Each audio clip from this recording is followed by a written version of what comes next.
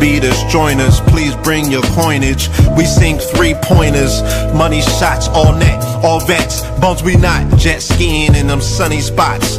With women edible like gummy drops. Dummy stop, dummy stop. No weapon form can intercept a storm. Once my intellect is on, I'm projecting on magnetic fields and interact with blacks with athletic bills. I'm all about growth and development like residents of Ebbets Fields. Not to choose between woo and chew. We wanna line them colors up like a Rubik's Cube and fade to black, yeah, the truest hue. When you say the black man is God, who you alluded to? The usual, Clarence 13X, a worthy guest. The words expressed come from the word in flesh. Elijah M, the NOI versus Leviathan. Messiah sent from the heavenly branches. 7 P's from since G-Dub cut down the cherry tree. In the wilderness of North Amex, and we flossing death and forced aggression, or forced perception, forced protection, or forced confessions. It's all a lesson. The sorcerers from Corsica, killer tonics, sticks and drums like the Philharmonic Orchestra. You niggas still playing harmonicas from officers, fabric softener. Jive turkeys popping 5 perkies, playing with keys, the Scotch stores type. For that soft white, we could've caught life, just being forthright. First class on my 4th flight, popping out like Fortnite. Every night we lit like porch lights. The meek shall inherit the earth, oh yeah, the scorched type. And these niggas, they some hoes in these streets. Me, I'm 10 toes in these streets. They lost their souls, niggas got holes in their feet. Shit, I'm just worried about the craft and how to perfect it. Not worried about the craft, yeah, that's out of perspectives. Focus on the chip like I'm Robert Kraft, and then how to protect it. It's the waves of the oceans. Get to the money, nigga, save your emotion. Descendant of the slaves in the graves in the oceans. Mastermind that the waves is in motions. These niggas, they addicted to the folly, addicted to that molly. Making me a movie, them sticks made of holly. I'm Dr. Manhattan, sitting on top of Manhattan. When I get all 5 rings, snap my fingers and pop up on satin. Dressed in all black, yeah, drop top the Phantom. Blast.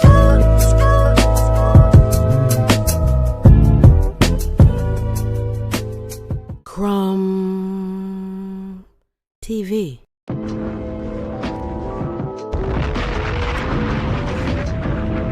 To this day. To this day.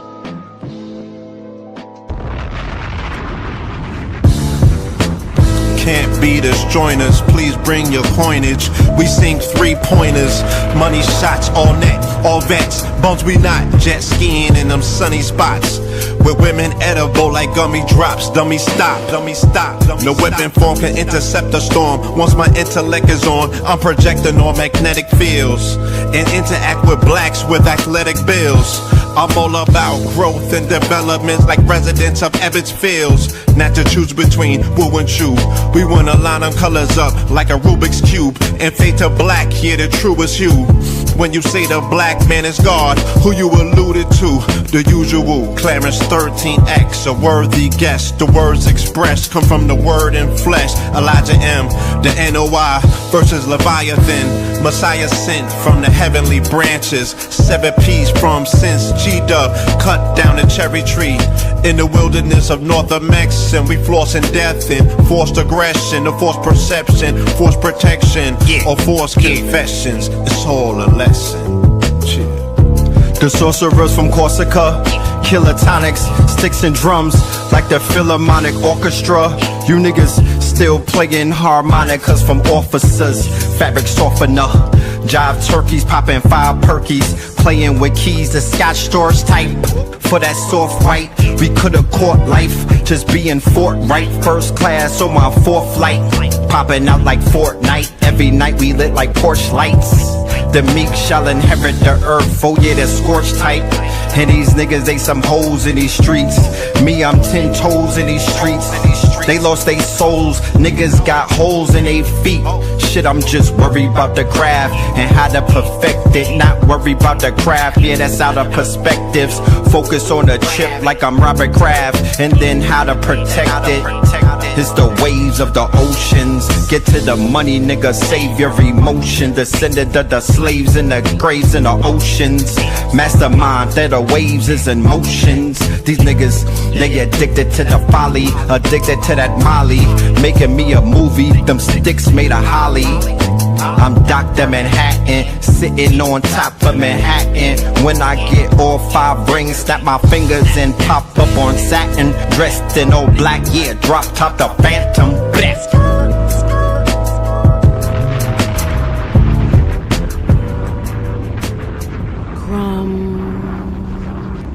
TV.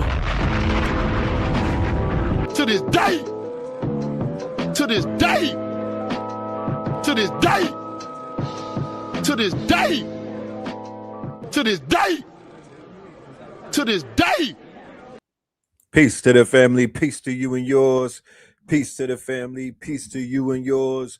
Welcome, welcome, welcome to another episode of Third Eye Thursdays. You are now rocking with the best. Yes, this is your host for the evening, Brother Red Pillar, and that song that you just heard on the intro, that right there, ladies and gentlemen, that is Theta Waves.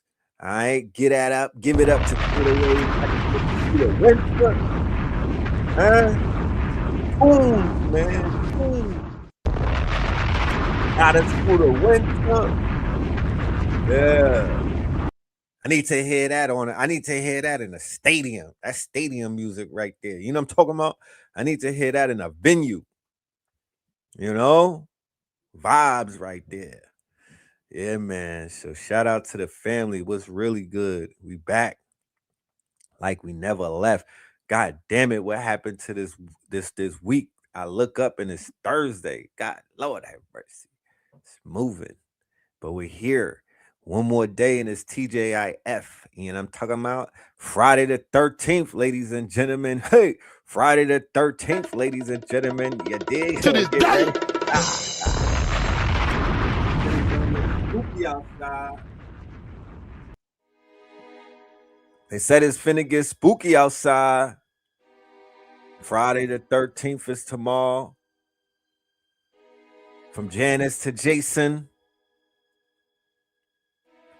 I heard the president in one of his press conferences say to the T, yeah, things are gonna be crazy leading up, right? Leading up to November. Okay. So from Janus to J.A.S.O.N, ladies and gentlemen, part 3. A lot of things going on. We're gonna touch on some things, you know, cover some things, and do what we always do around this time. You know what I mean?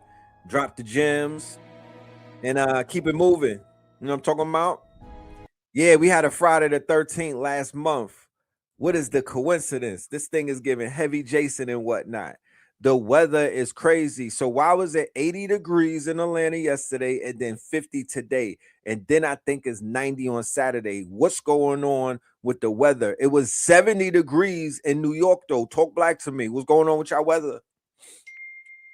The chipmunk came out and was like, fuck the spring. We're going right to the summer. In Atlanta, the chipmunk was like, you know what? Hold the spring. We're going straight to the summer. Went from winter to summer.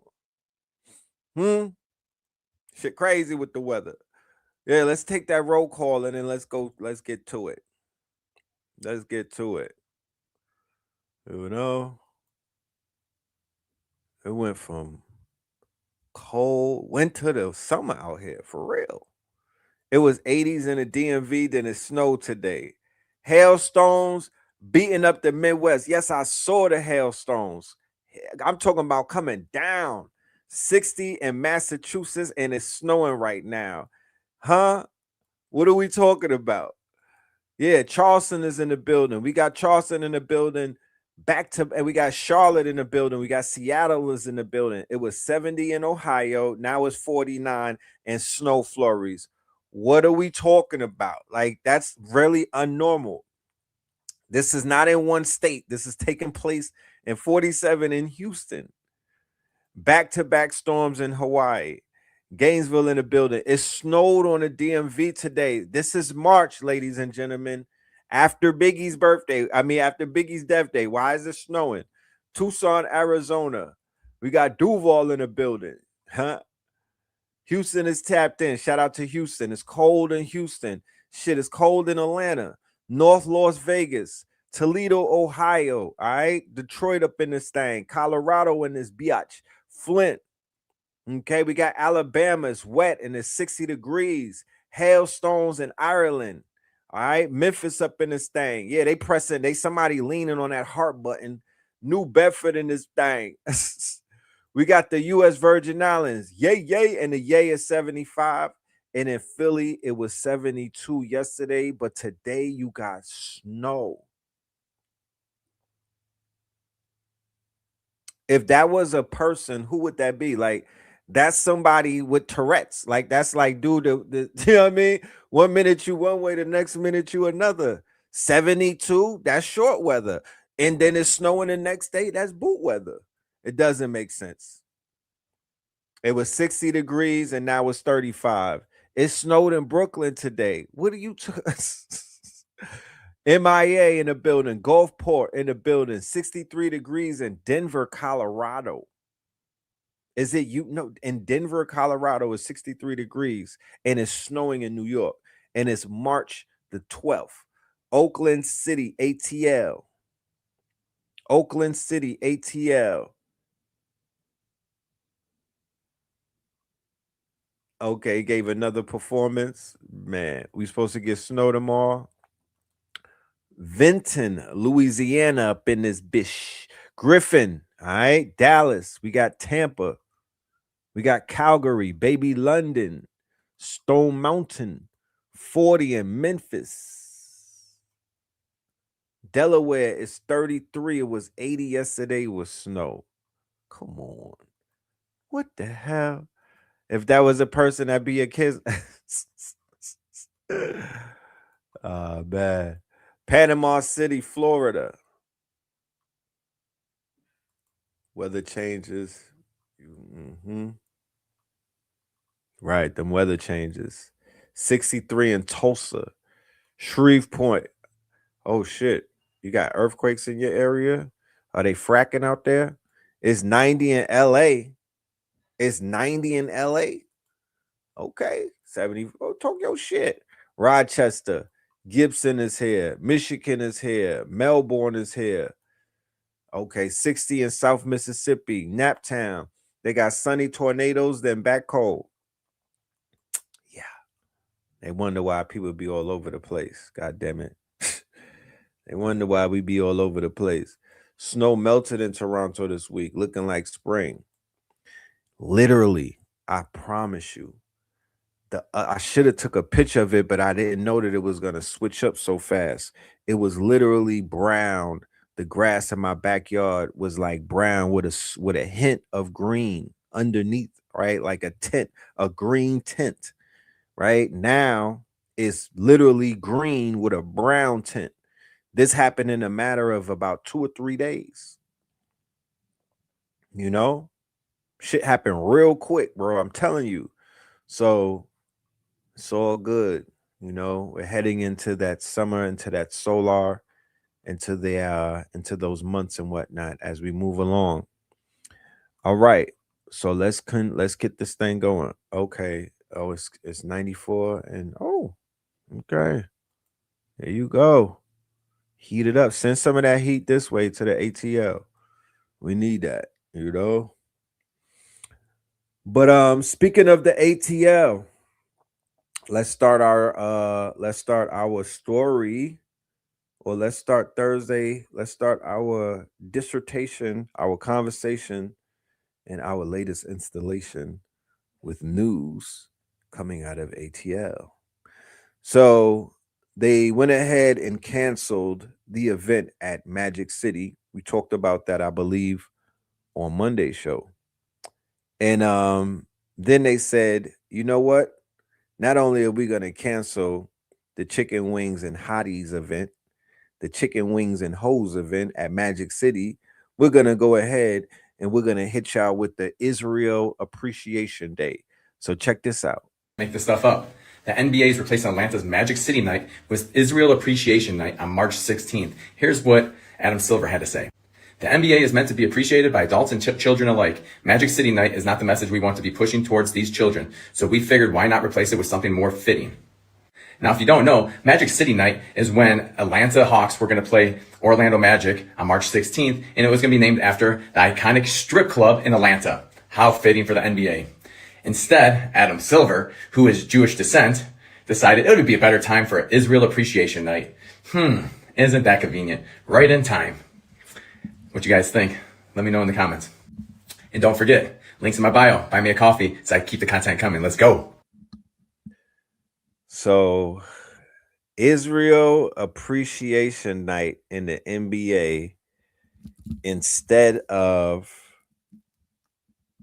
some chicken wings and BBLs? I don't know. What would y'all take? What would y'all rather?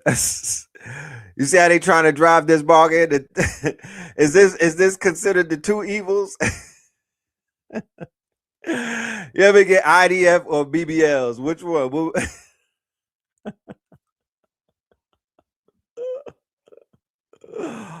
Man. You see how they feast off of the energy, correct? Do you see how they like to spirit cook with the energy? It is all a ritual.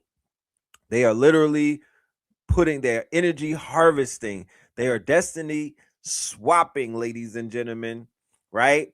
And keep in mind, this is the NBA that we're speaking about, right? Make no mistake that all of these leagues have a level of quote unquote, these are not just leagues, these are like plantations. All right. These are vehicles of exploitation. You know what I mean?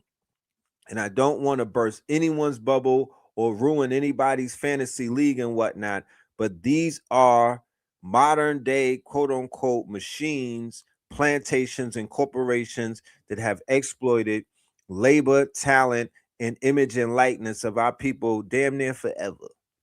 Right?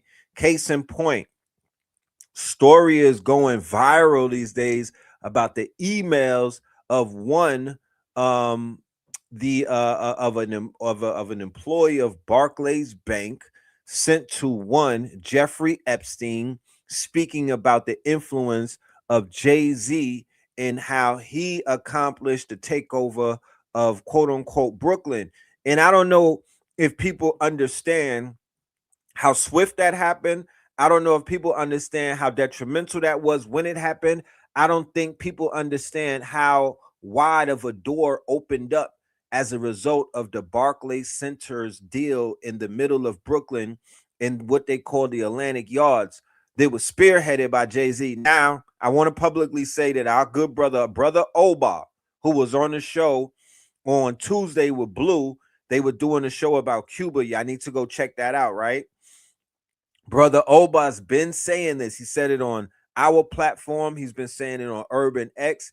I think he's whatever platform he gets on, he publicly chastises Jay-Z specifically about that move that he made with the Barclays Center and the level of sellout, right? And not just the level of sellout, because niggas sell out, right? People sell out. That shit is not that's not a cardinal sin, and we don't co-sign that over here. 100 lashes, possibly guillotine for shit like that, right? Treason is crazy. But the level of what this sellout shit was, this particular infraction, this particular quote unquote move that he made, this is the same person who literally lived about a block away on State Street, and that's the spot that he came up in. He didn't own the building. He had like a loft and whatnot, but it's almost like a landmark, similar to how Biggie's apartment building is sort of a landmark on St. James and Green. Jay-Z shit was kind of a landmark from where he came up, because everybody knew where he lived. You would see the white Lexus parked outside of the spot. Nobody was driving those shits back in those days like that. So, you know, it was a known thing for everybody, right? Right down the block is where the Barclays Center is now, where it sits permanently. He basically broke down the quote unquote shields that the community would have eventually galvanized. The community was so strong at that point because the community had not been fractured. Brooklyn had not been broken up. Brooklyn had not been gentrified. The gentrification in Brooklyn is really criminal when you think about it. It looks good. There's a bunch of ivory towers glass towers that they put up and whatnot, but they literally pushed out a large majority of Brooklynites and literally repopulated it and replaced it in what we call blended Brooklyn. Check this out. And then jack up the prices.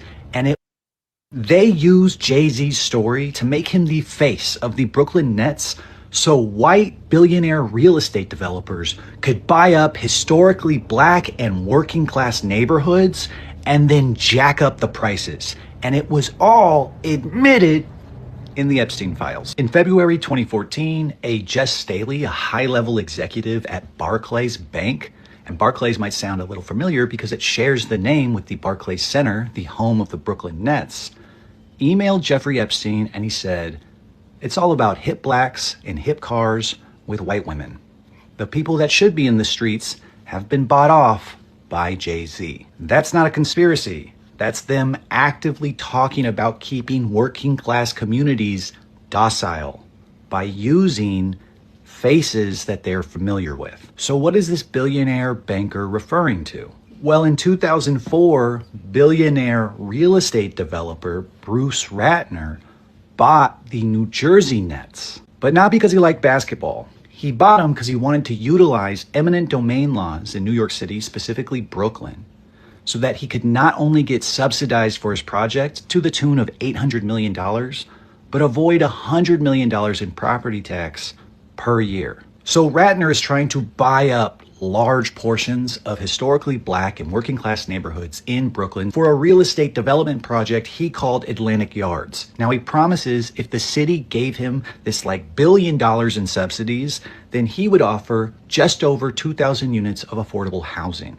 Now remember, these guys are absolute sickos, so 2,000 units of affordable housing roughly means 1,700 units of housing offered to families that make at least $150,000 a year, which I will tell you was dramatically different than the current demographics of Brooklyn and the areas where the Barclays Center was when Ratner bought the Nets. Anyone that would have seen what was going on would have come to these same conclusions. So how did he avoid the problem?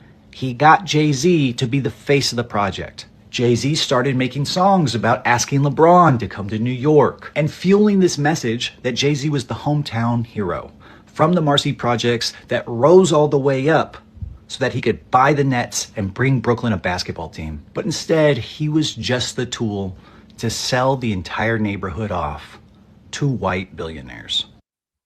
And then to top it all off, right, to make matters even worse, to add insult to injury, right? I think this was post-ether. This was post-ether. This was after he got called out by Nas. This was after the ethering, right? He went ahead and did some foul shit like that. Then, to make matters even worse, when the numbers came out, people were under the impression that he had ownership or stake. He did not. He got 0. He didn't even get real equity, fam. He didn't even get 1% of the deal. He was not 1% of an owner in the entire deal. He was only awarded or gifted or given in this deal 0.001%. You know? So yeah, and Brooklyn has never been the same after that. Brooklyn has never been the same after that. Now, Brooklyn went from being regular Brooklyn to the second most expensive place to live outside of I think Manhattan may be in front of it, and then LA or something. But Brooklyn is gone, right? And then that brings to mind the sellout, the warnings that El Malik Shabazz, Malcolm X, gave the people, the warnings that a lot of our quote unquote leaders, the dismissal that Malcolm X gave of the celebrity, right? the dismissal of the celebrity being the mouth of our quote unquote people. The fact that they will go into entertainers the same way that the Jigaboo Vlad does these days, going to entertainers the same way that TMZ does, the same way that the Breakfast Club does, the same way that so many other people do. They go to the entertainers, the ones who are bought and sold, what we will call the glorified help, right? These people have yet to this day, I have not seen one entertainer publicly denounce their quote unquote Jewish business partners, their Zionist ties and whatnot. I have not seen one of them delineate or divest from their handlers and whatnot. I have not seen anyone step away from the quote unquote Hasidims or these Ashkenazis and all of that in lieu and in light of everything that has been revealed and everything that's been going on. I have yet to see near nigga detach themselves from the quote unquote yoke that these people who put these niggas in line, put them into business, signed them up. But by signing them up, they signed them. They took their publishing. They took their name, image, and likeness. They're their business managers. They're their financial managers. They are their lawyers. They are their entertainment lawyers. They are their quote unquote business lawyers. They are intertwined in every single aspect of these people's lives. All of them. Everybody that's contracted, everybody that does business with these corporations and whatnot, right? Especially if you sign to a label, especially if you on Hollywood's budget, especially if you're an athlete and you have something called an owner and a manager, right? You're owned on contract in perpetuity. You can't even say certain things. You got a muzzle on your mouth, fam. You're literally a faucet. You are not free. You cannot do what you want to do. You get phone calls and whatnot. They got more than blackmail on you. They got paperwork on you, family, with your John Hancock on it. You literally signed yourself up for this shit. None of them did that. Okay? None of them did that. Even Ye went back and apologized with his hat in his hand. Right? Let's think about it. Let's really think about it. And then who's even worse are the people who fall under the 501c3, the pastors and the preachers and whatnot. They should be receiving way more backlash. They should be getting questioned every Sunday. They have the audacity to even pop out. Okay? They got a lot of niggas splaining to do. Okay? They will not survive the quote unquote next quote unquote phase that we go in. They will not be the ones who they're not gonna make it. They already have made their bed. We know who they lie with. I have not seen or heard near one of them. Who was the preacher who was speaking out against the genocide that was taking place that mimicked stories in the Bible and whatnot? Them niggas was on zip mode. Zip with the drip. Right?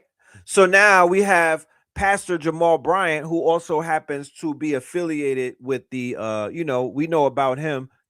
I know about him personally through the New Black Wall Street, because he had an affiliation with the billionaire Bill Allen, rest in peace, the billionaire owner who made transition, the black billionaire. Bill Allen was linked up with Jamal Bryant when they had that project, and they dropped the ball on that shit. So that's a whole nother story. And Pastor Bryant is out here running around talking about the Target boycott is over. And niggas is like, nigga, you didn't even start the Target. You didn't even start the boycott. You started some ambiguous shit called a Target fast or the Target fast. Fam, what is that? You now you're gonna you took so much. This is the same guy that said sage is from the devil. This is the same goofy whose wife was walking around with a cat suit on, looking like Eartha Kitt, okay, on the blade, going to Bible studies. This is that guy. This is pastor who took over for Eddie Long. Pause, right? That's him. They didn't even sage that church. He talking about sage from the devil. Sir, you took over for Eddie Long. You didn't even sage the church, nigga. You didn't sage the pews. You know what I'm talking about? You got some nerve, Pastor Jamal Bryant. And you out here cloud chasing, talking about the Target boycott is over and you didn't even start it. Look, that's crazy work. Check this out. You did not start the Target boycott. You did. Child, I can barely speak again, but y'all know when I saw this and I left, when I saw this, this is definitely something I deem as news. With all due respect, Pastor Brian, you did not start the Target boycott. Black women did. Therefore, you cannot end it. Don't you hate it when a man comes in after black women have done all the heavy lifting and acts like they spearheaded some shit and they did it, and therefore they can say, you know, okay, they've paid these organizations. Mine allegedly is one of them too. And so that's enough. So that's enough. Whatever these three out of four things you got that you decided were enough for people to go back and shop at Target, you're not a black woman, sir. You're not. We're the ones that made Target what Target is. We gave it that name. We made it a safe space for you to come on Saturdays to walk around and browse and spend money that you shouldn't have on shit you don't need and go to Starbucks back before we knew they were genocide bucks. And so, no, you can't say when it ends. We can. And quite frankly, I ain't never going back to Target, because unless Target told you they about to give 300,000 women, the 300,000 plus and counting black women who lost their jobs because of DEI rollbacks in this country, 6-figure or more jobs, I don't want to hear nothing. I don't care about all this money you talking about they done sprung around, because where it's at? Where's that, man? You know? Jamal Bryant butting his nose in again on people business, man. Swagger jacking movements and whatnot. There's too much of that going on. Some other people want to talk to Jamal. So confused. The national Target boycott did not end. Somebody want to talk to Confused. The national Target boycott did not end. So why are all these outlets saying that it did? Let's back up a little bit. A quick Google search will show you two different things started last year. A 40-day Target fast started on March 5th, which was Ash Wednesday. It galvanized the clergy and church community to boycott Target. The national Target boycott started a month earlier, on February 1st, and has continued without interruption. So the leader of the 40-day fast that ended last April said he's now ending the boycott too. We have not been able to get all that we have desired, but I am grateful for the strides that we have made. Yo, this Negro with this nigga in his ears got some nerve. You see, with a straight face, he's just standing up there like he literally, bro, and come to find out you didn't even start it, and you're literally having press conferences about ending shit. That's what I said. These are some dangerous sellouts, y'all. These are some weird sellouts, bro. They have some real We have nerve. not been able to get all that we have desired, but I am grateful for the strides that we have made. But the three founders in Minnesota, where Target is headquartered and where the national Target boycott started, say they're still holding the line. Don't be fooled. The Target boycott continues. It continues because the demands have yet to be met, and it continues because we are winning. So the national Target boycott started on February 1st in Minneapolis by Nikema, Jaylani, and Monique. Then a month later, the 40-day Target fast started on March 5th by Pastor Jamal, who is the one now calling for the end of the boycott. But the question remains, how can you end something you admitted you didn't start? Y'all not gonna like this, but it's things that make you go, And Nikema Levi Armstrong, for historical record, is the one who started the Target boycott. She called for accountability for this Fortune 500 company in the city that Target is located in. The same company that is harboring ICE agents, who is using their parking lots for them to set up. The same organization that pledged $2 billion and still have not turned over the receipts. The same company who the day after the inauguration. It's not because he don't got the MLK cadence, but it's not even giving pastor. It's not even giving pasta. This nigga got on a Timu rugby. It's not even the rugby though. It's just not giving pastor, bro. There's something missing. Is it just me? There's something missing. I would rather AR Eddie Long. Pause. I don't know. There's something missing, bro. It's just not giving pastor. Of President Donald John Trump withdrew its position on diversity, equity, and inclusion, and she's the first one they get arrested. Super bad sister. Yeah, I think he heard me talking about him. Yeah, I'm talking about. Yeah, I think he heard me because those ears right there. Second shift, and I saw a lot of crazy shit. Them ears right there. So Iran just hit Amazon. Let's cut the bullshit. The whole All right, let's see. How did two Nigerian All right. Yeah, let me see. All right, Mr. Jamal, we'll get back to you in another time. Let's check this out right here. Professor of Communication Studies at Morgan State.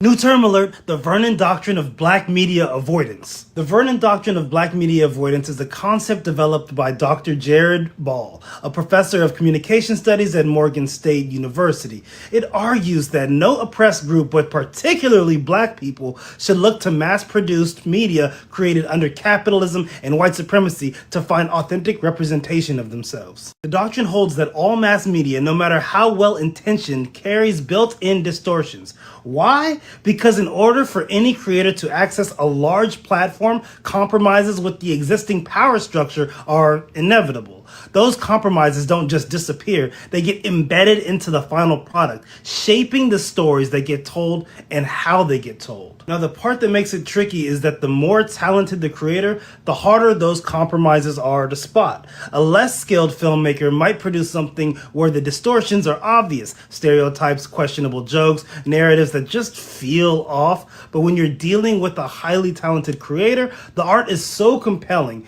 that you might not even notice when it's being conceded. Now, the Vernon Doctrine isn't saying never watch black media. What it's saying is never go into it expecting to see yourself authentically reflected. Be aware that what you're consuming has been filtered through systems that were never designed to represent you honestly. And if you're not conscious of that, you risk walking away with messages and ideas about yourself that were shaped by forces working against your interests. I learned about this by watching FD Signifier on YouTube, and I highly recommend his channel and his video essays. But this concept doesn't just apply to movies and TV. I see the Vernon Doctrine playing out in spaces much closer to my own work. In part 2, we're going to talk about what happens when this same dynamic shows up in academic publishing, and why black scholars have been dealing with their own version of this for a long time. I'm Dr. Van, here to help you understand a critical analysis of popular media is never about to let the master's tools dismantle the master's house.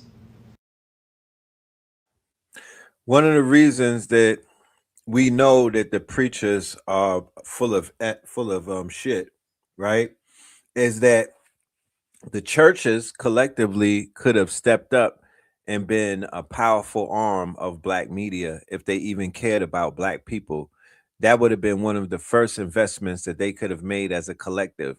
Really just taxes collected from the churches every Sunday and whatnot would literally fund multiple media empires, especially now with the democratization of media where it stands, new media and whatnot. So these churches literally could be both the funding and they could be the quote unquote they could be the managerial arm of a media empire, because most of the attendants of the church, I'm sure, would have the skill set that it takes to run some things like that. So there's so many things that would be done if these people were not working against their own people. There's so many things that would be done if these individuals were not full of shit and playing in people's face. There's so many things that would be done if there was an accounting system, like if these ledgers were on the blockchain, like if these churches had some oversight and people were literally quote unquote auditing them every Sunday. Then we will see something, because there's gonna have to become there's gonna have to take. I'm not even in the church. I'm not even really ever gonna step in that bitch. But I know to have some type of functionality in our community moving forward, they're going to have to begin to function. And when they do start to function, they're going to be very effective and whatnot. But my generation hasn't even seen a functional black church. Literally, my father's his generation may have witnessed it when they were functional before they got infiltrated, but I never saw that shit. I'm not even just talking about the black church. I'm talking about the black everything, the black synagogue, the black mosque. I haven't seen it really functioning in a healthy manner where it's literally building up some shit and it's literally creating new opportunities like jobs and gentrifying their own neighborhood. Do you know how many job opportunities each one of these churches should have available every Sunday, and then every Monday after they collect them damn tithes? They could function. They could open up their community center and have about 100 laptops to 50 laptops to 20 laptops inside of there, and then offer their patrons the opportunity to come inside of a workspace, right, inside of the community center that may not be used, the same place where you eat the chicken and the fried fish and the collards and the mac and cheese and shit like that. Yeah, that could be turned into a workspace, or there could be some type of community center or some type of room. Those computers will be equipped with some forms of apps and whatnot, and then your people could get money, your people could work, your people could come in, and they literally could have you could turn that into a workspace. They could sign up to Fiverr, they could sign up to Upscale, they could sign up to freelancer.com. They could tap into the gig economy right there, or they could begin to build websites right there, or they could create mobile apps right there, right? It don't have none of, or they could do some shit in the name of Jesus. They could be, the church's warriors, and tap into social media, create 100 pages in the name of Christ. Anything. They're not doing nothing. They're not doing a goddamn thing. So the shit is it's dysfunctional. It's not functioning. And the more things that don't function in our community, the more detriment. The strip clubs do not function as a functional apparatus. If it were fixed, if that system were fixed, it would be a generator of a lot of currency, of a lot of quote unquote investment and whatnot. What about an investment fund from strippers? Yeah, like a strippers BlackRock. You know what I'm talking about? I mean, because they're getting the investment capital. They have they have the liquid. They're getting pumped up with cash every night. Why are they not investing in any type of building projects? Why do they not have some type of investment funds to invest in? I thought they was trying to make it through school and whatnot. So the ones that made it to school, why don't they have an investment fund to reach back? There's a loop that should be created. There's no loop in places like Atlanta where they're mad at the brother D1. They're giving him all of these threats and whatnot. Oh, they're saying he's a hater because he said that he was the one that called up Adam Silverstein and got that shit canceled. He was like, yeah, I was the granny making those phone calls, and me and my people, we blew up the lines and whatnot. But while that's a little extreme, my thing is this: when people say that the streets is dead, when that conversation was being had about the streets, stripper culture is part of that. Whole culture is a part of that. Drug dealer culture is a part of that. All of that shit, that cartel shit, your niggas is running around. All of that is a part of the streets is dead. The mentality, it dies. And the mentality has been keeping melanated people in poverty for far too long. When ye are rich, our people have what it takes to pull themselves up out of their situation, right? especially right now while the dollar still has somewhat of some strength left to it. And millions of dollars daily get burnt away. Niggas are still blowing money fast.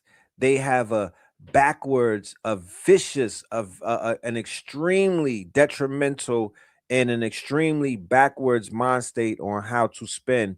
It is all about depreciating value. It's a fucking trap. It's literally trap music. It's the trap music done got niggas in the trap to where their mentality is trapped on how to properly put their finances and their energy in a place where it's going to serve a purpose. Because none of that shit that y'all was running around spending money on has no service in 2026. What has appreciated, y'all? I'll wait because there's a delay. What has appreciated that the streets, right? AKA these niggas, right? What has appreciated with the nigga investment? I'll wait.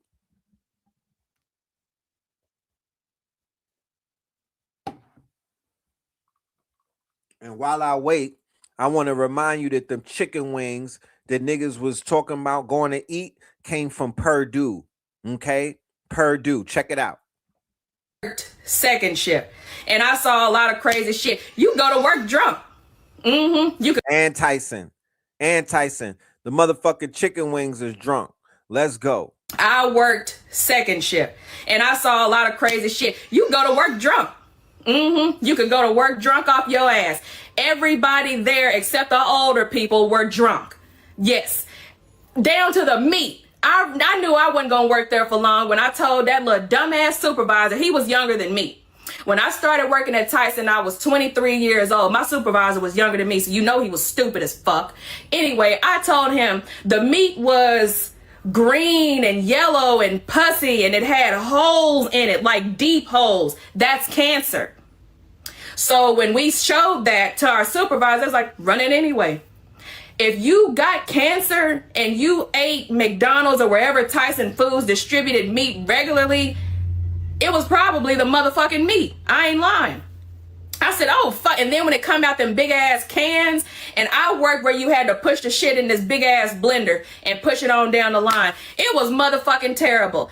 It got so bad, McDonald's was sending the shit back. If you eat at McDonald's now, your stomach should feel a little bit better. Because when I worked there years ago, McDonald's was sending the meat back because the meat was smelling horrible and it was terrible. But that's just some of the shit that I've seen. I've been waiting to expose Tyson. We can make this a series if you want to, but we're going to start here. This part 1. So what did people say that they got? They got new weed. They got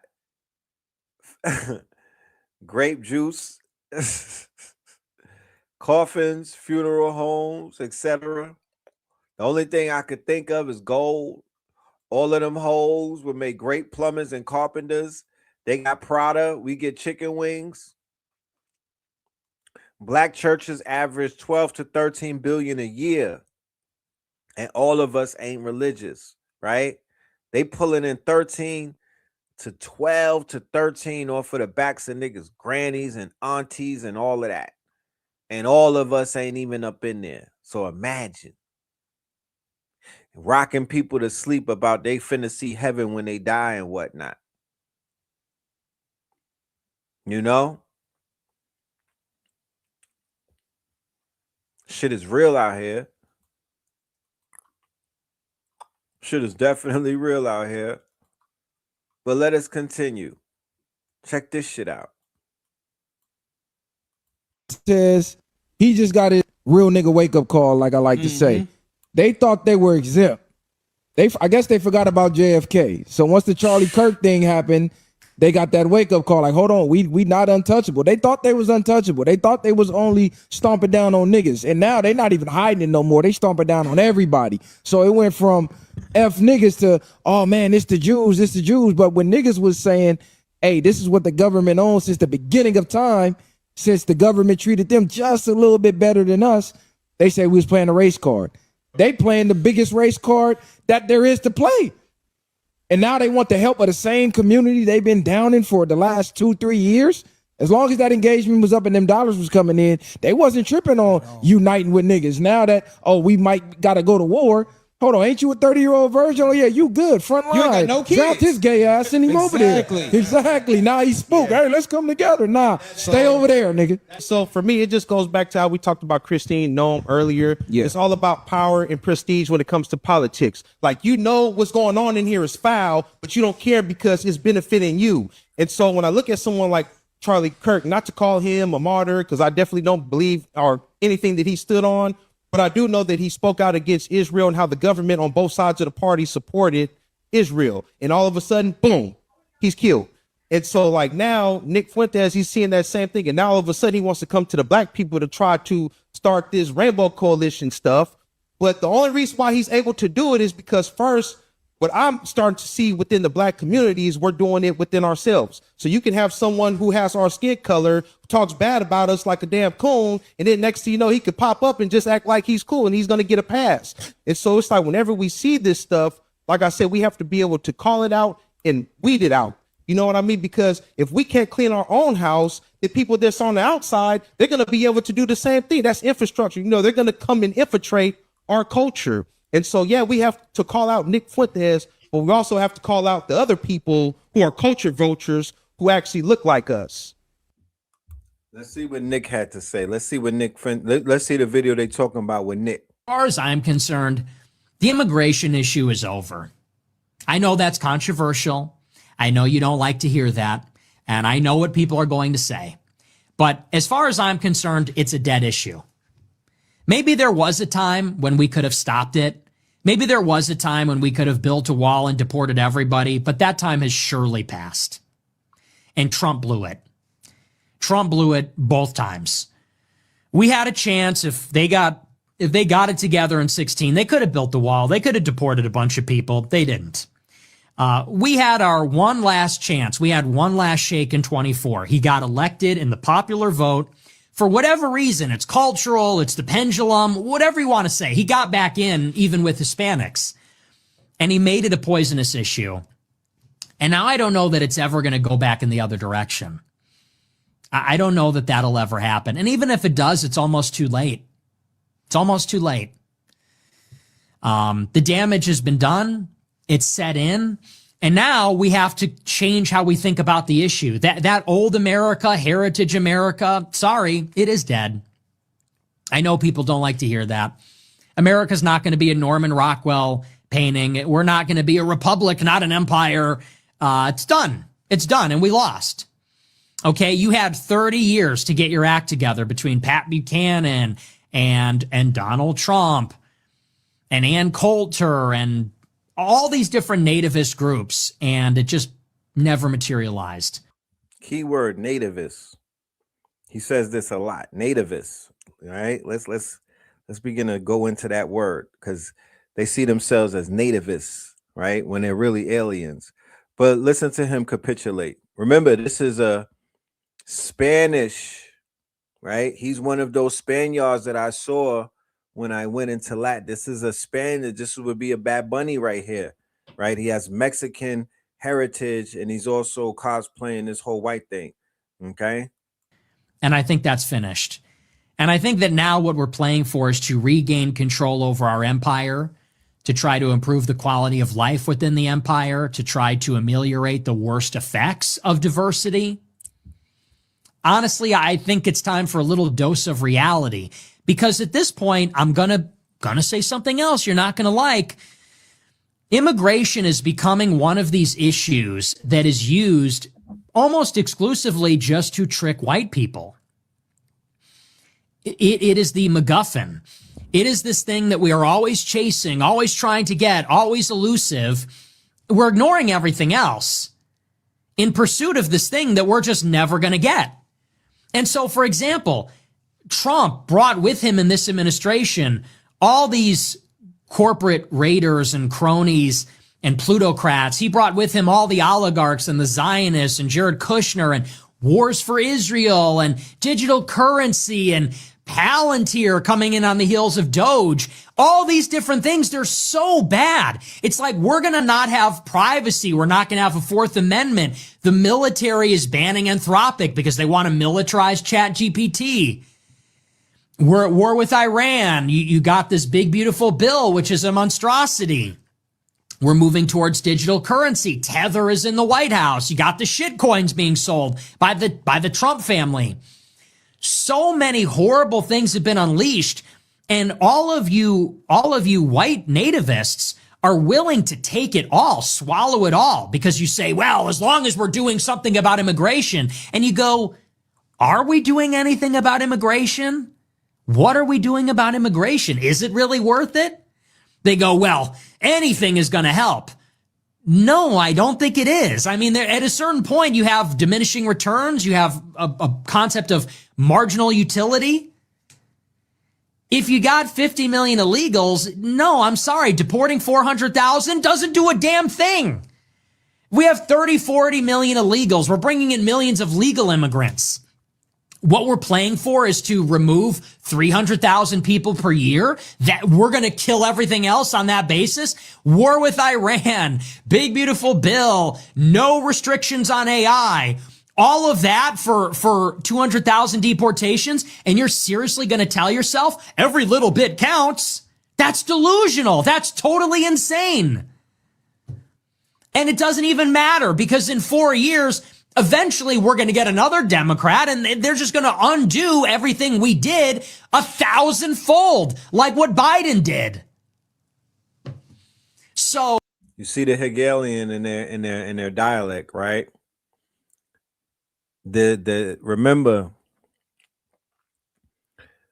when Obama was the president, white men through the ages of 35 to 55 were dying of deaths of despair. What is a death of despair, Red? Deaths of despair, drinking yourself to death, right? Deaths of despair, heart attacks, cardiac arrest, all of these despair-like deaths. They were leading. Why were they leading in that? Because a black man was the president, and they were feeling like it was all over. The man who came and galvanized them was Donald Trump, right? So the conversation that he's having with them right now, right, in this video, is he's giving them the despair talk again. He's bringing them back into their despair. So he's bringing them into a place where they're going to be tricked. That's almost triggering them. It's triggering their fragility. It's triggering their quote unquote their what Dr. Francis Cress Welsing pointed out in the recessive gene. That's why they talk about this replacement theory. They don't want to, they don't want to have too many colorful people around them. That's a goddamn lie. The majority of the places that they colonize, they're always the minority. Don't let them play with you. Don't let them lie to you. These nativists, they act like they have a claim to this land that they stole. So that we don't even want to have that conversation.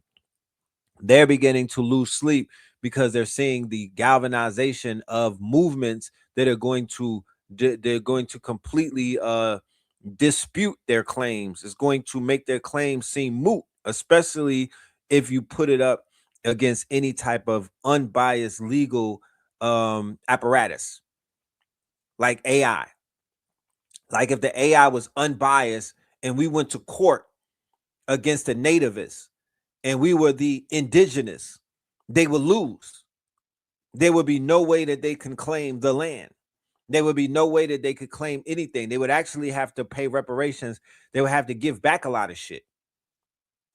So they're having an existential threat where they're beginning to get a little bit of nervous. The AI is very rogue at this point. You don't really know what it might break out and do, but it does have the quote unquote ability to break out and do some shit against the people who they feel are causing some of the issues or It's unpredictable at this point.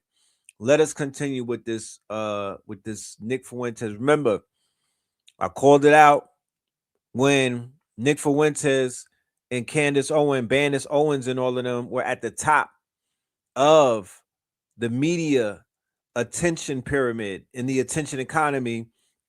There was a time where they were at the top of it. They are not at the top of that pyramid anymore. Okay, they are not at the top of that pyramid. Bandis Owens, I don't really even know what she's doing, but the appeal that she has, it is nothing compared to the appeal that she had when she had people under that spell, when she was casting her spell and whatnot. And then also Nick Fuentes, he's lost a lot of his luster because people are completely seeing through his facade. They're seeing him as the agent and the triple agent that he is, right? And he went full Epstein, and he's gone full MAGA. As much as he tries to hide it still, you know, these people don't have nowhere to go. Once all of their statues get toppled, once every single hero or tree that they're hiding behind gets cut down, the emperor has no clothes. They start to self-destruct. They start to fall on swords and whatnot. Henceforth, while he's out there triggering white men's anxiety and they're going to start popping off, that's how he's going to activate those sleeper cells. Even today, all around America, they had a bunch of sleeper cells getting activated and whatnot. This conversation that he's having with white people on his channel, and white men in particular, incels and men with white fragility and scary white folks, this is not to empower them. This is not to invigorate them. This is not to encourage them to wave the white flag. This is to radicalize them. So, being perfectly honest with you, and again, you're not going to like this, but you need to hear it. So much of the nativist politics, it really is a race hustle. It really is. And it doesn't mean that I don't believe in it. I think immigration is ruinous. It is terrible. It has objectively destroyed our quality of life. It has alienated us within our own country. It is a disaster. And if I could wave a magic wand and undo it, I would do that in a second. You know, I do think that this is a white country. I do think this flowered from European civilization. I wish it was still that way. Okay? With that being said, these issues are being used to get us angry. These issues are being dangled in front of us, always out of reach, no intention of following through, so they can distract us and get us angry so that we will not pay attention to and ignore everything else. And then in the end, we don't even get what we're promised. That is what it feels like to me.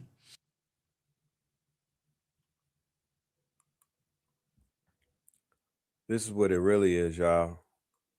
Men who are convicted.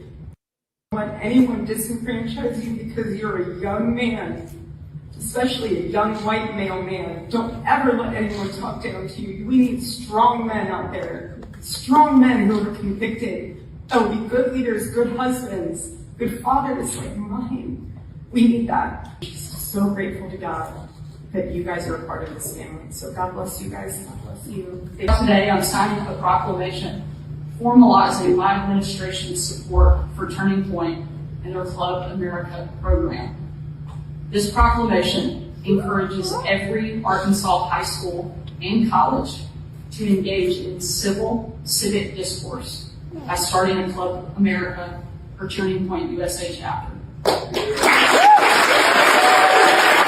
Did you just hear that shit? Mike Huckabee's daughter looked like his son, but her name is Sarah, right?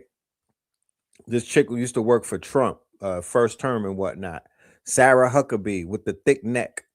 She just said that she's the governor now of Arkansas.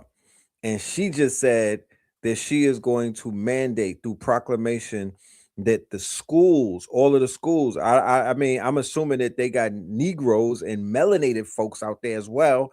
They're going to be mandated to be disruptors in the name of Charlie Kirk's and Erica Kirk. That was America Kirk up there talking, and they're Turning Point USA, which is not a part of the government. Their Club America program. This proclamation encourages every Arkansas high school and college to engage in civic discourse by starting a Club America. Civil, not debates, not research, civic discourse, ladies and gentlemen. For Turning Point USA chapter.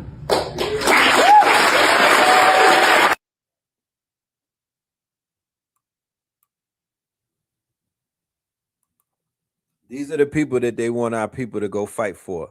And this is the government that they want our children and everything to take serious. Check this shit out. Some news right now, the White House is posting a Wii Sports rendering of the war in Iran. They're using Wii Sports, as you can see right behind me, as a way to promote this war in Iran. I'm very serious, and it comes as Donald Trump is threatening the Iranian national soccer team as well. As you can see, this is a video posted to the White House account. They're using Wii Sports, boxing, baseball, soccer, whatever, and then retrofitting it with actual videos of actual strikes in the war. And while families of service members are upset because this is minimizing what's happening overseas where Americans are literally dying. And when you talk about sports, Donald Trump is now issuing a veiled threat to the Iranian national soccer team, saying that they're welcome to the World Cup in the United States, North America, but I don't really believe it is appropriate that they be there for their own life and safety, threatening the inaugural winner of the FIFA Peace Prize is now threatening a FIFA World Cup soccer team. Spread the word, follow for more. That's why I said they're going to mess FIFA up. They got to, keep in mind, FIFA is on the way. And if this whole situation keep going on, that the FIFA shit is going to be completely compromised. Just the fact that he's threatening a FIFA team is now injecting some type of poison and toxicity, and that's going to have somewhat of a ripple effect, right? So these are the same people. So it's shit like that audience in Arkansas, the Mormons and all of these people in Utah and all of that. I guess these videos are to hype them up. That would be the only demographics that I would see gets a kick out of some stupid shit like this. Okay. That would definitely be, because black kids ain't going for no dumb shit like that. This is not for the hood. The trenches ain't like they, I would hope, now that I'm thinking about it, I don't know. They are kind of goofy and whatnot. But yeah, this is what the White House is posting. This is what the American president is posting on his accounts, bro. You know what I mean? Meanwhile, they in the hood trying to get shout out to the hood for standing down and not falling for the okie doke. I hope they don't. But check this out. This man right here must be lost. He over here trying to recruit us for the war. Recruiting us for the 2026 war. I tell you, listen, sir. Maybe before the pandemic, you would have had us. Maybe me. I would hold the door too for you. But right now, don't come over here bothering our people. Hey, tell him to go. Hey, UT right over there with them little active HGH Avenue white boy. Them bitches on the Ritalin and the Adderall. Go with them crackers at. This a cracker war. This ain't a nigga war. If I want him, come on your block talking about, do you want to? No. This is a crack. This ain't your war, boy. Pigmentation. What this shit? Melon. We got melon. This not a melon field war.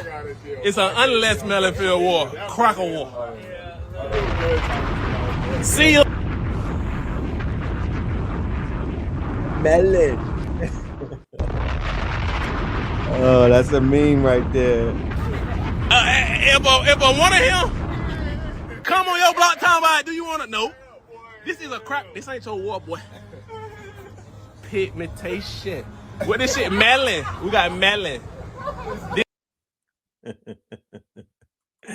Pigmentation. We got melon. We got melon. We got I'm gonna go on TikTok and see how many people redid that because that audio gonna go viral. That's out of here. That's out of here. There's gonna be 1,000 fucking TikToks in this. I already know it's already 1,000. It's gonna be 1,000 a minute being made. Pigmentation. What this shit? Melon. We got melon. This not a melon field war. It's an unless melon field war. Cracker war. Feel good talking to y'all, boy. See you later, alligator. Yes, sir. That's right. Pack them boys up. This ain't going like it used to go. Recruiting us for the 2026 war. You know, we ain't falling for the okie doke. Y'all ain't gonna come in no barbershops and get up out of there and all of that. Rock us to sleep with these fake ass stories. Nah, it's melon. There's a cracker war. Recruiting us for the 2026 war. I tell you, listen, sir. Maybe before the pandemic, you would have had us. Maybe me. I would hold the door too for you. But right now, don't come over here bothering our people. Hey, tell him to go. Hey, UT right over there with them little active H.G.A.S.O.N white boy. Them bitches on the Realignment and the AFRO. Go with them crackers at. This a cracker war. This ain't a nigga war. If I want him, come on your block talking about it. Do you want to know? This is a crack. This ain't your war, boy. Pigmentation. What this shit? Melon. We got melon. This not a melon field war. It's an unless melon field war. Cracker war. A team! Sean! We're going to war, soldier! Well, you are, not me. It's time to get boots on the ground! It's Jeffrey's War. Are you a pathetic gooner looking for love? Aren't we all? Well, we've got plenty of ladies. And they're just waiting for liberation. All you have to do is beat our challenge! It's time to roll the die on your lives! Let's see what these boys won! It's crippling PTSD and higher gas prices!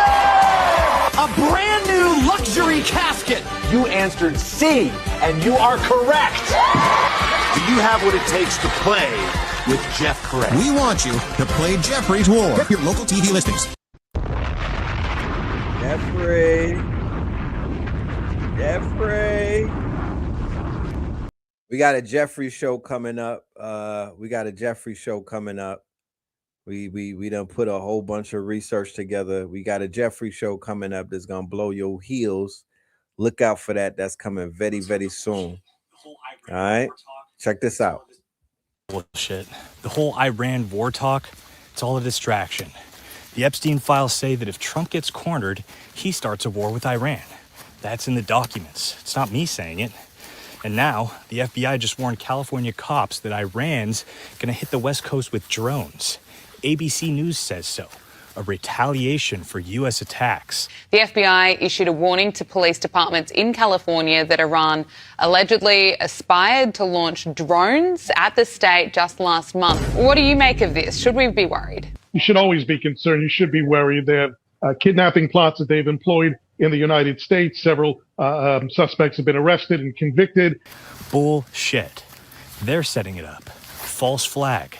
Assassination plots against the president, certainly so. When you're dealing with Iran, they employ terrorism around the world. They want you scared. They want you blaming Iranians, who've never once attacked Americans. Not once. Not a single soldier, not a single civilian, but over 180 schoolgirls?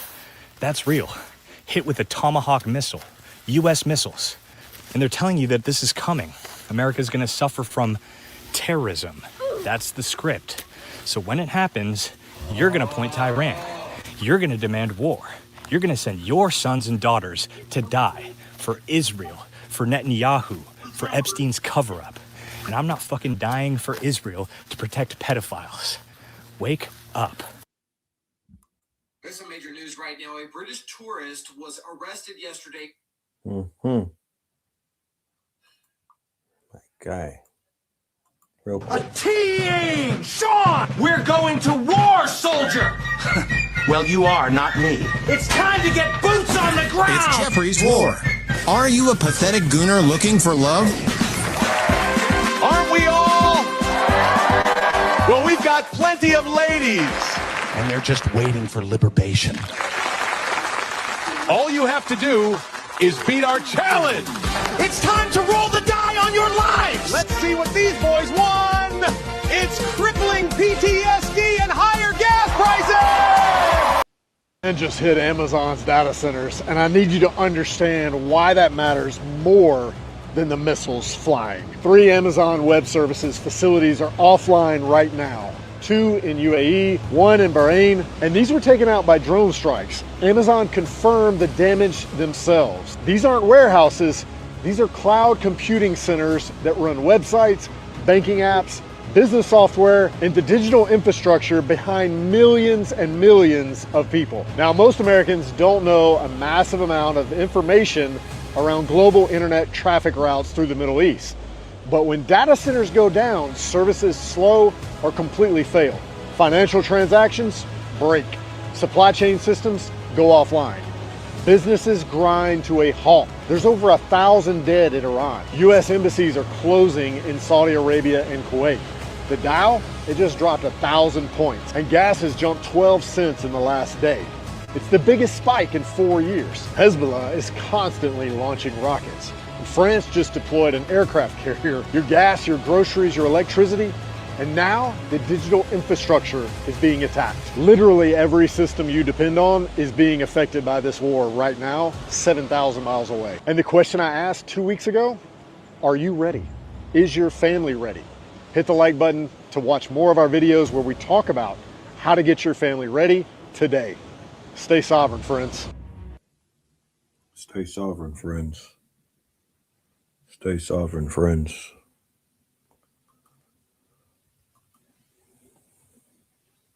How did 2 Nigerian founders in their... Okay. So did y'all know that up to 30% of enslaved people... We have some news right now. The White House is posting a Wii Sports. There's some major news right now. A British tourist was arrested yesterday. Major news right now. A British tourist was arrested yesterday in Dubai for simply filming the missiles coming in from Iran. This, meanwhile, the entire city of Dubai and Abu Dhabi are ghost towns. But it is pretty dead, I can't lie. There is literally nobody here. Like, guys, there's no one here. Alex is in this building now. But usually the beaches are full of people. Is that? And the reason is, look here at the airport in Dubai. All these people are leaving.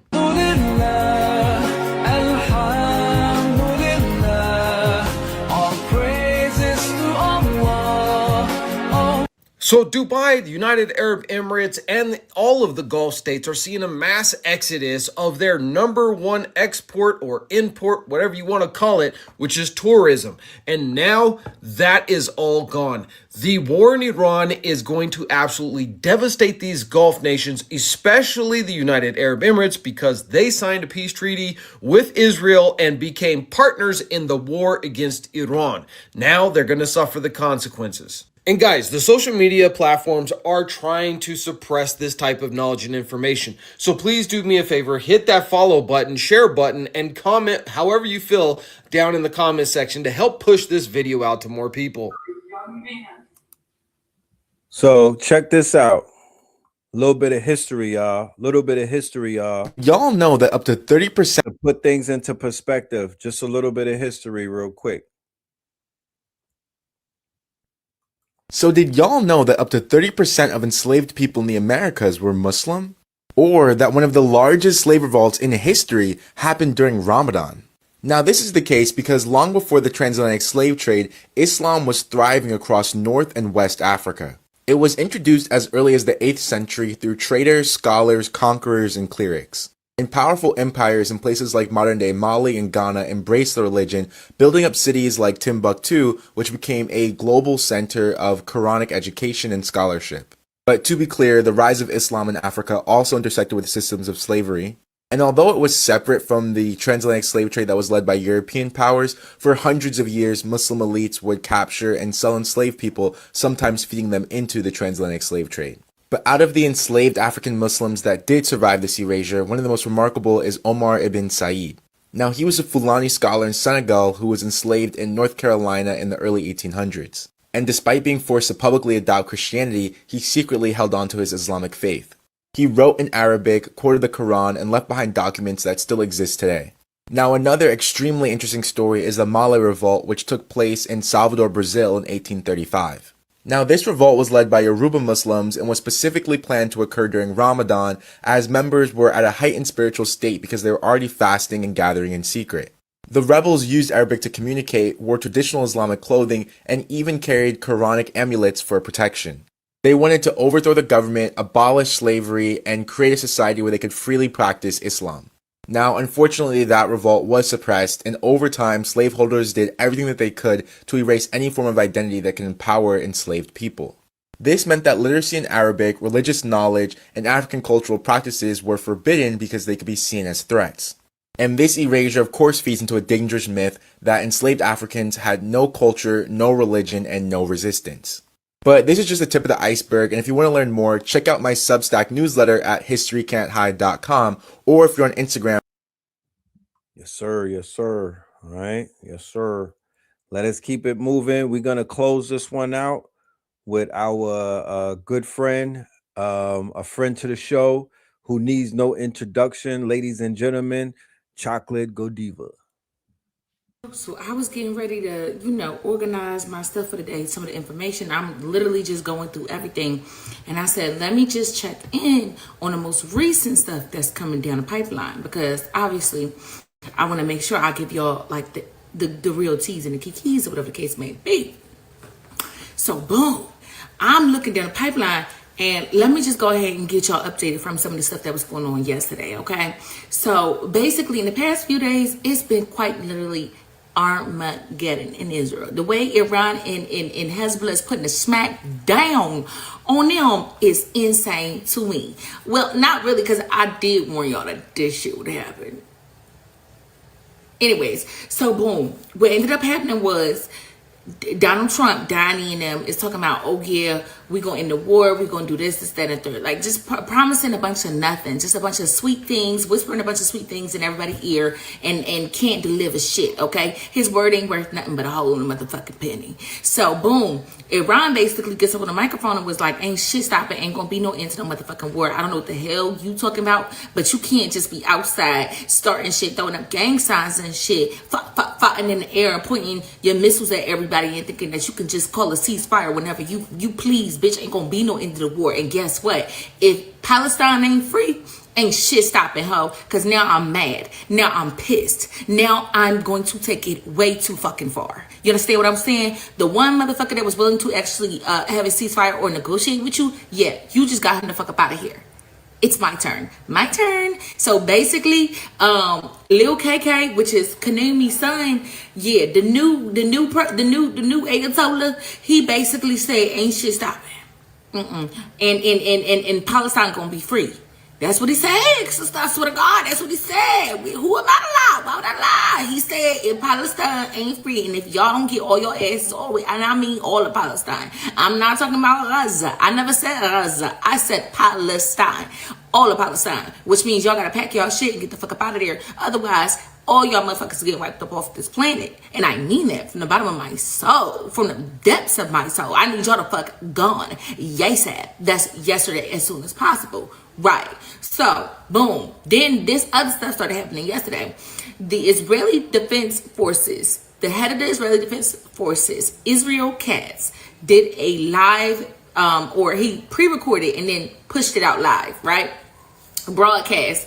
Because Israel, the top people inside of the cabinet, they can't do no live broadcast, because when you do a live broadcast, it creates a specific signal that can be piggybacked on. And Iran has some of the world's best hackers, so even if you have a strong firewall, they're going to break through your shit and they will track your location. Again, Gaddafi did tell y'all way back 2 years ago, all them folks that was dancing and crip walking and that was Millie rocking and shit on hilltops inside of Gaza, them soldiers. I was like, I don't know why y'all doing that, because Hamas got really good hackers and they gonna find your locations and stuff. Even though you think that you got your location services off, that don't mean that the signal doesn't exist. It means that you manually turned it off on your end, but it can still be turned on the back end. You get what I'm saying? They can still track you. It still has a GPS tracker. It can be turned on without your knowledge. I need you to know that. I need you to know that it still has to bounce off of towers, which leaves a digital footprint. So basically, they can't do that right now because it's going to leave a digital footprint of their exact longitude and latitude. Stick with me. So they posting videos, and everybody start to peep. Like, wait a minute, hold up, something right? What's wrong with this picture? Where's Benjamin Netanyahu? Because it's been a lot of rumors of that he basically gone, like he done gone in glory. Where is he at? It's been like 6 days and ain't nobody heard nothing from him. They was like, we dropped the video. It was AI. We ran it through Grok, and Grok told us that shit was AI. So where is he at?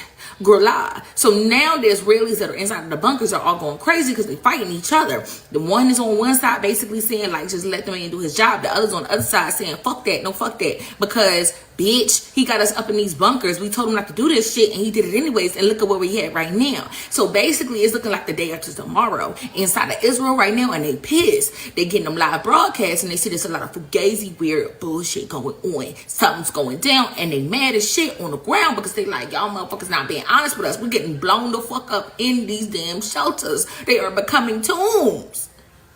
By the time y'all come and get us out of here, y'all gonna be tomb raiding. You get what I'm saying? Like these are carcasses, literal carcasses. And the only ones that are surviving right now are the ones that they told couldn't have. And bitch, what did I tell you? The only ones that are making it through right now are the ones that they told could not come in those bunkers.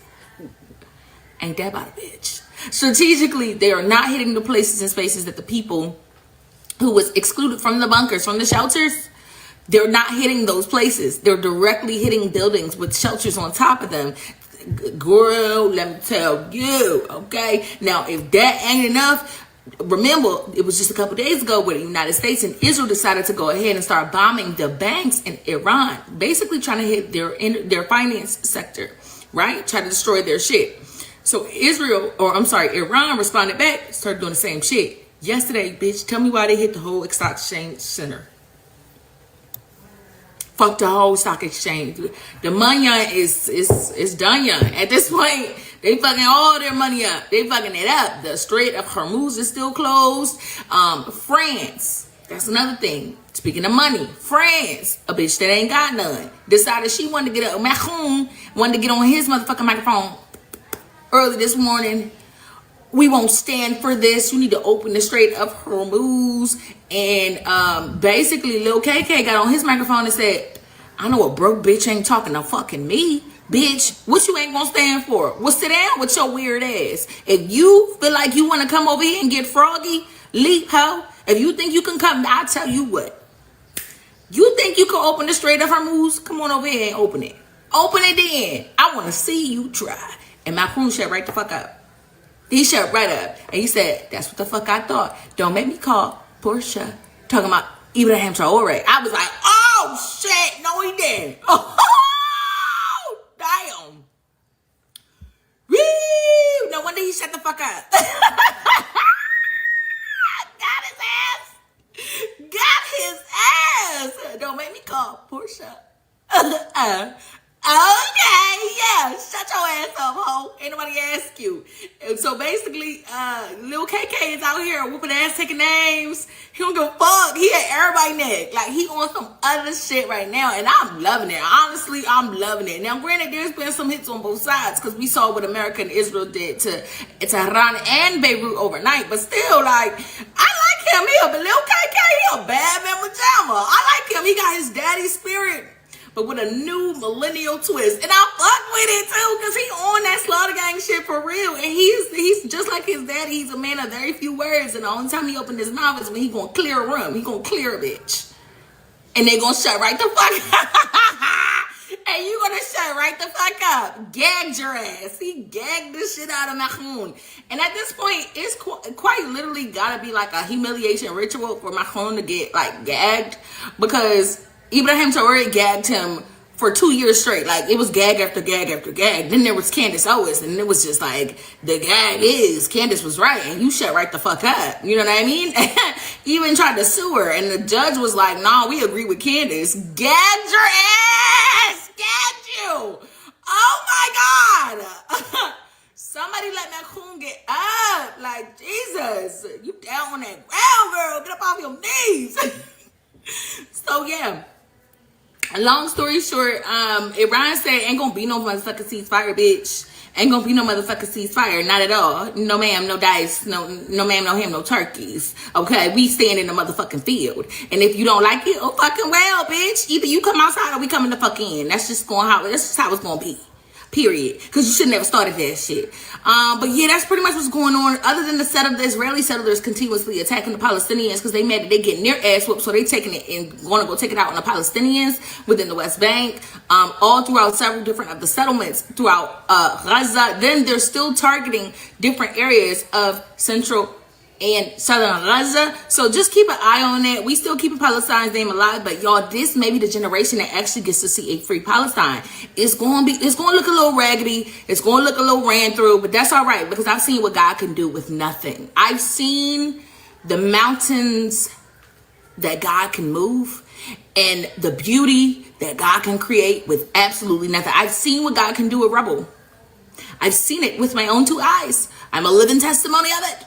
Okay, so I'm not worried about that. I am worried about seeing a free Palestine, and it's going to be from the river to the sea to the day I die. Okay, stay tuned because there's a lot going on, girl. All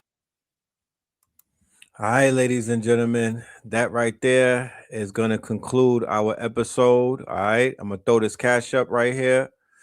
Go ahead and, take care of the channel that takes care of you. This channel is supported by the people, for the people, and you already know what it is. We do it for the family. We will see you back here, Sacrilegious Sundays, Saturday Night Live. We might even have something special for you tomorrow. Imaginarium session number 6. All of the students in the building, all of the KTLians, everybody that signed up to the Imaginarium 90-day accelerator. We will see you tomorrow. All right, let's go to a little commercial from the Imaginarium. We'll be right back.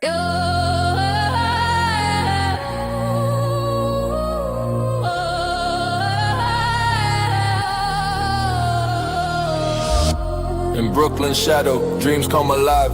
At dawn's new light, let your spirit thrive. Breathe in courage, let your strength ascend. Dark fire rise and let the power blend. Your aura's a beacon, luck finds its way. With bold steps forward, seize a new day.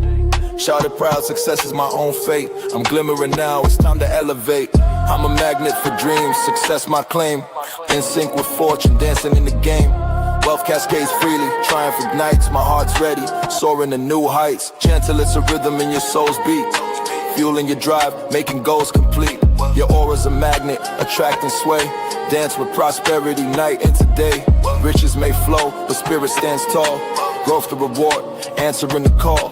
Money's a vessel, clarity's the map. No rush needed, wealth's in your grasp. No need to scheme, to hustle or to plead. Just rise up strong, live in your creed. Don't chase, simply receive what's conceived. Feel the rhythm of wealth you're meant to achieve.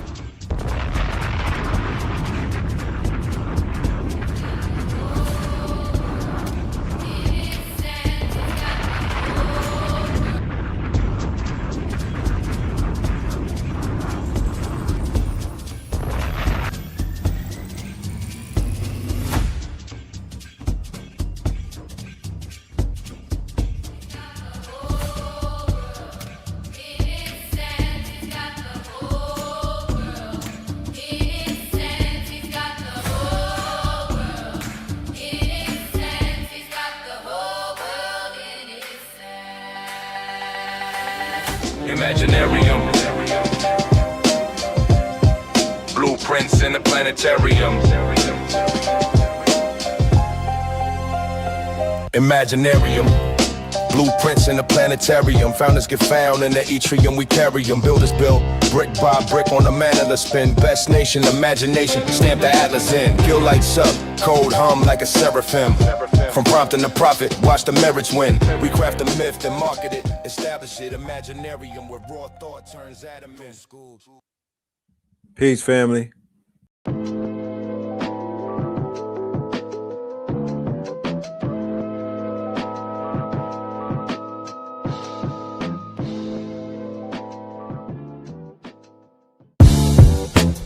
can't beat us, join us, please bring your coinage. We sink 3-pointers, money shots all net, all vets. Bumps we not, jet skiing in them sunny spots. With women edible like gummy drops. Dummy stop, dummy stop. No weapon form can intercept a storm. Once my intellect is on, I'm projecting all magnetic fields and interact with blacks with athletic bills. I'm all about growth and development like residents of Ebbets Fields. Not to choose between woo and chew. We wanna line them colors up like a Rubik's Cube and fade to black, yeah, the truest hue. When you say the black man is God, who you alluded to? The usual Clarence 13X, a worthy guess. The words expressed come from the word in flesh. Elijah M, the NOI versus Leviathan. Messiah sent from the heavenly branches. 7 P's from since G-Dub cut down a cherry tree in the wilderness of North America, and we flossing death and forced aggression, or forced perception, forced protection, or forced confessions. It's all a lesson. The sorcerers from Corsica, killer tonics, sticks and drums like the Philharmonic Orchestra. You niggas still playing harmonicas from officers, fabric softener. Jive turkeys popping 5 perkies, playing with keys, the Scotch stores type. For that soft right, we could've caught life, just being forthright. First class on my 4th flight, popping out like Fortnite. Every night we lit like porch lights. The meek shall inherit the earth, oh yeah, the scorched type. And these niggas, they some hoes in these streets. Me, I'm 10 toes in these streets. They lost their souls, niggas got holes in their feet. Shit, I'm just worried about the craft and how to perfect it. Not worried about the craft, yeah, that's out of perspectives. Focus on the chip like I'm Robert Kraft, and then how to protect it. It's the waves of the oceans. Get to the money, nigga, save your emotion. Descended of the slaves in the graves in the oceans. Mastermind that the waves is in motions. These niggas, they addicted to the folly, addicted to that molly. Making me a movie, them sticks made of holly. I'm Dr. Manhattan, sitting on top of Manhattan. When I get all 5 rings, snap my fingers and pop up on satin. Dressed in all black, yeah, drop top the Phantom. Blast.